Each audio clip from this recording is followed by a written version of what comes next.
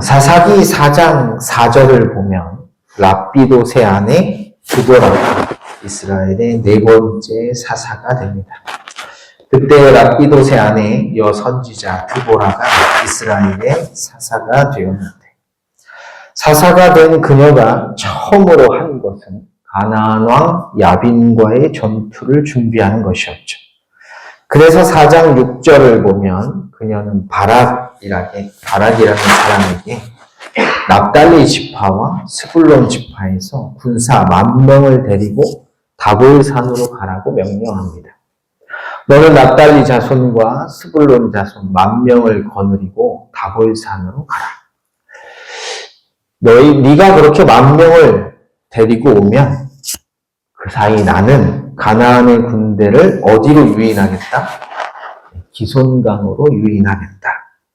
내가 야빈의 군대 장관 시스라와 그의 병거들과 그의 무리를 기손강으로 이끌어내어 내게 이르게 하고, 그래서 바락이 군사 10,000명과 함께 다볼산에 진을 칩니다.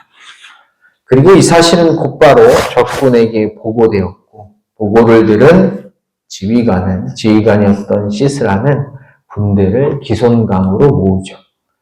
그러자 드보라가 바락에게 공격하라고 명령했고 전투가 일어납니다. 그 결과 적군은 단 1명도 살아서 돌아가지 못하죠. 시스라에 온 군대가 다 칼에 엎드려졌고 한 사람도 남은 자가 없었더라. 오늘 본문은 바로 이때 벌어진 이 기손강 전투에 대한 드보라의 회상입니다. 19절을 보면 드보라는 당시 전투를 회상하면서 여러 명의 가나안 왕들이 와서 자기들과 싸웠다고 말합니다. 왕들이 와서 싸울 때 가나안 왕들이 무깃도 물가 다안악에서 싸웠으나, 여기서 말하는 무깃도 물가, 이곳이 바로 기손강입니다. 당시 가나안의 여러 민족들이 야빈 왕과 연합하여 이스라엘과 싸웠지만 그들은 아무것도 빼앗아가지 못했습니다. 오늘 탈취하지 못하였다. 뺏으러 왔는데 뺏어가지 못했답니다. 그 전투에서 뭐 했다는 거죠? 패배했다는 것입니다. 이어지는 20절은 그들이 왜 패배했는지 이유가 나옵니다. 우리 함께 오늘 본문 20절을 읽어보겠습니다. 말씀을 읽습니다. 별들이 하늘에서부터 싸우되 그들이 다니는 길에서 시스라와 싸웠도다. 가나안 왕들이 패배한 이유가 무엇입니까? 뭐가 와서 싸워서 졌다고요? 하늘의 별들이 그들과 맞서 싸웠기 때문에 그들이 졌다는 것입니다. 하늘의 별들이 그들과 맞서 싸웠다는 말의 의미가 무엇입니까? 그들과 맞서 싸우신 분이 하나님이시라는 뜻입니다. 우리는 그것을 사사기 4장 15절에서 분명하게 알 수 있습니다.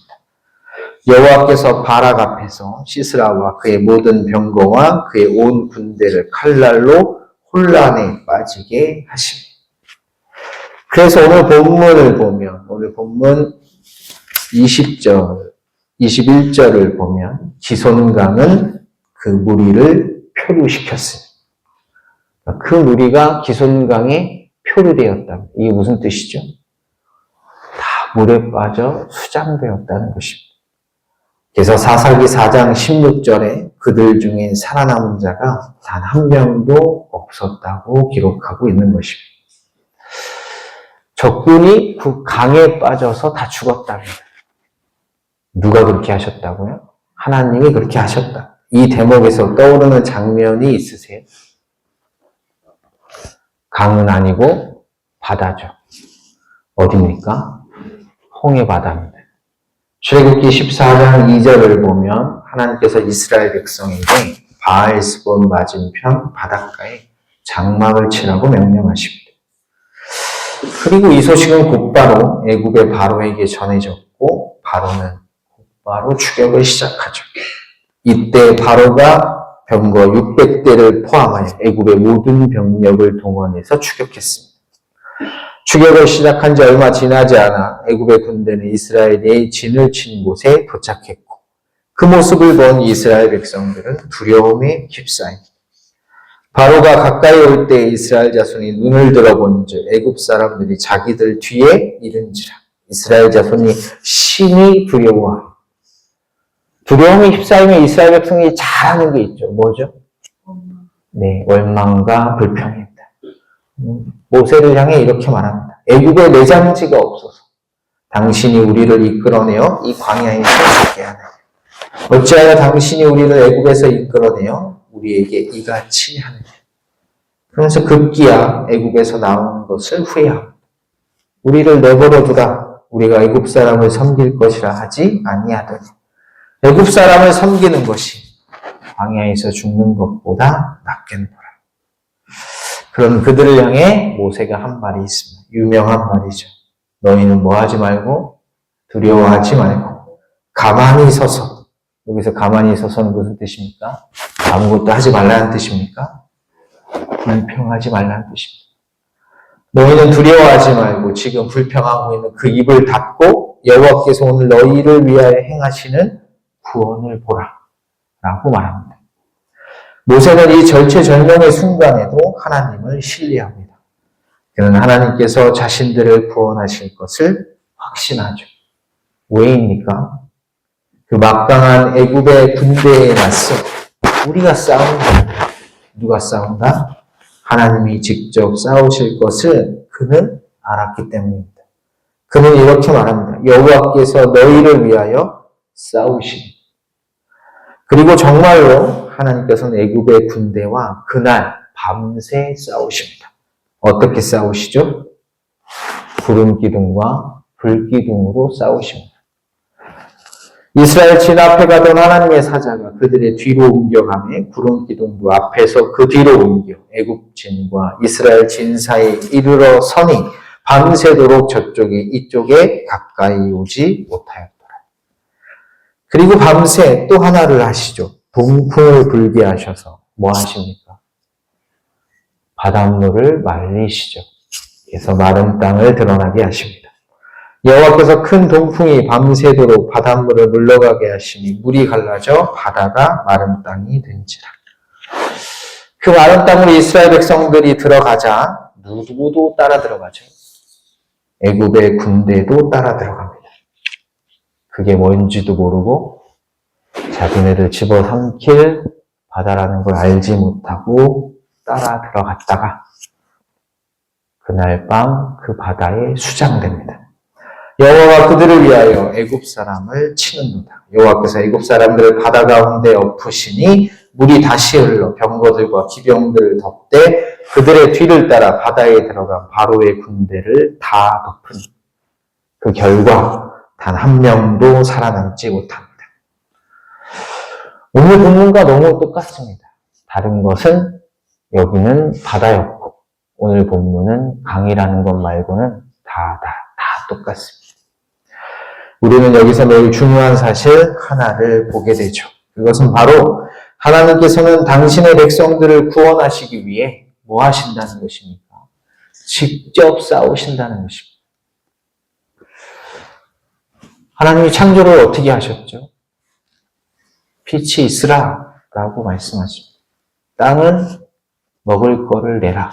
공중의 새가 나르라. 이렇게 말씀하셨습니다. 근데 단 하나 창조하신 것 중에 오직 하나님 직접 하신 게 있습니다. 그게 뭐죠? 사람을 만드신 것입니다.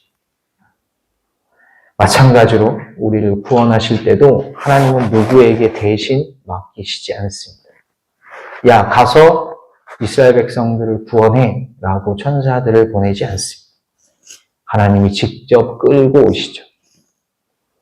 중요한 것은 우리도 그렇게 구원받았다는 것입니다. 여러분, 우리가 어떻게 구원받았습니까? 하나님이 직접 내려오셨죠. 그리고 직접 죽으셨습니다. 태초에 말씀이 계시니라. 이 말씀이 하나님과 함께 계셨습니다. 이 말씀은 곧 하나님이시라. 그 말씀이 뭐가 돼요? 육신이 돼요. 우리 가운데 거하시다. 3년 만에 죽으시고 부활하십니다. 직접 이 세상에 오셔서 누가요? 하나님이 직접 이 땅에 오셔서 십자가에 달려 죽으시고 부활하셨습니다. 그로 말미암아 우리가 구원을 받은 것입니다. 그러니 우리가 받은 구원은 결코 가벼운 것이 아닙니다. 이 말을 바꿔 말하면 내 상황과 형편에 따라 좌지우지 될 수 있는 것이 아니라는 것입니다.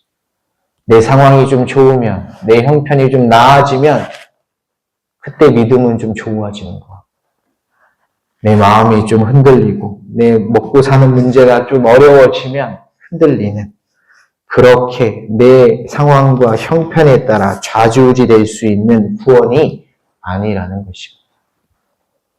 이 사실을 꼭 기억하셔서 어떤 상황 속에서도 굳건한 믿음을 지키시기를.